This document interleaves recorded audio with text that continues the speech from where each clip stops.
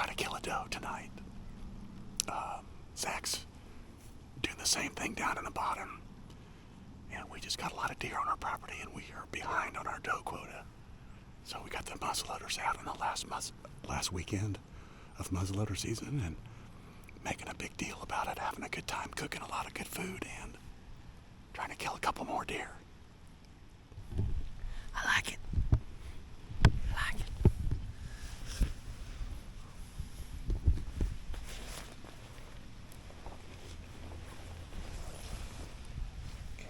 Back here.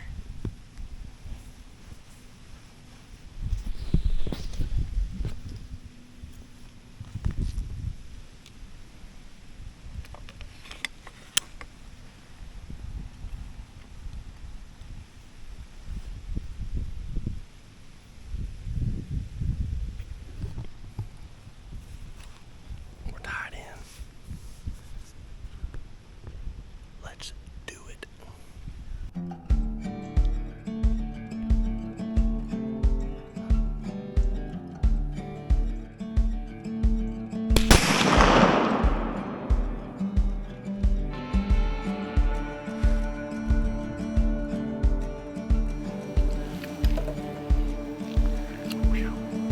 Zach and I, we thought we wanted to take about 6 does off the property this year, just because we've got all the food, a lot of food rather, just from the surrounding area. We had deer piling in. We were low on our quota last year.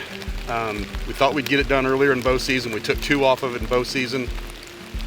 He's got a new son and changes at work and stuff, just a lot going on in life, but we thought we're gonna have this last weekend of muzzleloader season, come out here and really make a party of it and have a big camp and shoot some does. Well, we had a death in the family. My wife and our daughters couldn't make it today, so just he and I, and Casey's gracious enough to spend camp with us, even it's raining, and we're making the best of it.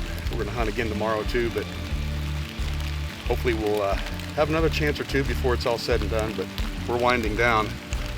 All the food, all the improvements that we've done here really is drawing in a lot of deer. So I was going to talk, when we have some daylight time, we'll talk about just monitoring populations and doing harvest quotas and stuff like that. But it takes work.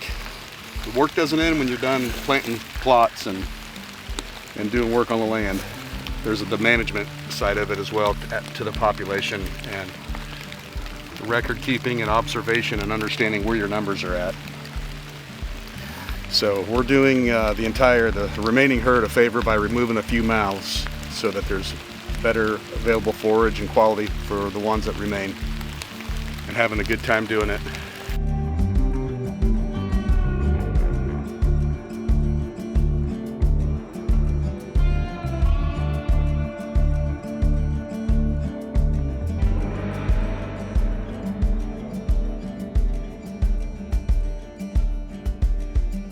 So the same exact muscle on beef that is called the filet mignon, and it is by far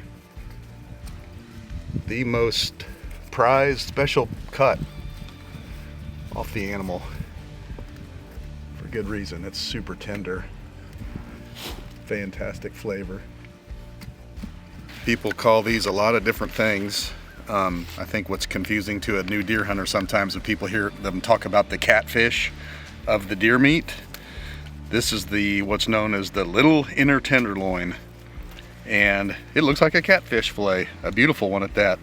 And they're located right here alongside the spine, back in the hips. They're just 2 nice tender strips of delicious venison that runs on either side of the spine. And you can almost separate them off with your finger on the outside, but along the spine, we just take the knife and run it along the vertebrae to get it clean, or to get it to come off without cutting it up. We're gonna have that in the camp, in the grease of a pan here on top of the fire here shortly. So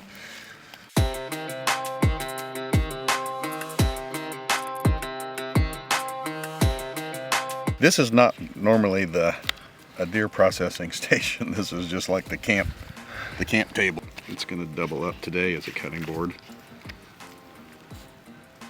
with a nice paper plate.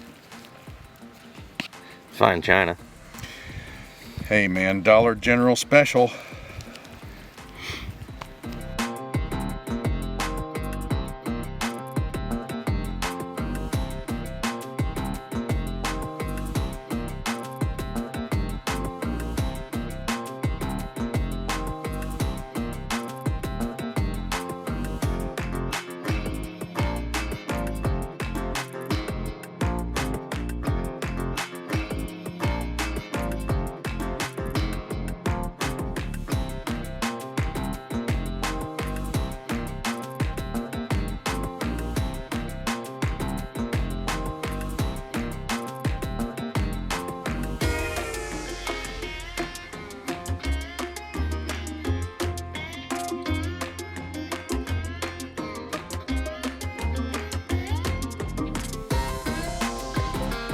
So last night we harvested this doe, field dressed her, hung her in the tree.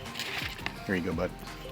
And this morning we took out the little inner tenderloins, flayed them off the spine, gave them a rinse in a Ziploc baggie, got the extra little silver skin, anything on it, fat, rinsed them twice to where there was no more blood in the water, and then put them in another Ziploc baggie with just Italian dressing after we cut it into, I don't know, inch and a half long, wide against the grain, and let them sit in that marinade for 30 minutes.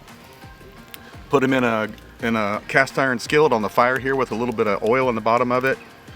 And I am telling you what, man, that is the best. You cannot get a beefsteak anywhere in the country that tastes as good as that right there. And I'm not lying, am I? No, it's not that I've been a well-traveled man and eaten at every fine steakhouse in the country. That is absolutely as good as protein gets right there. Got a great fire going, got good buddies around.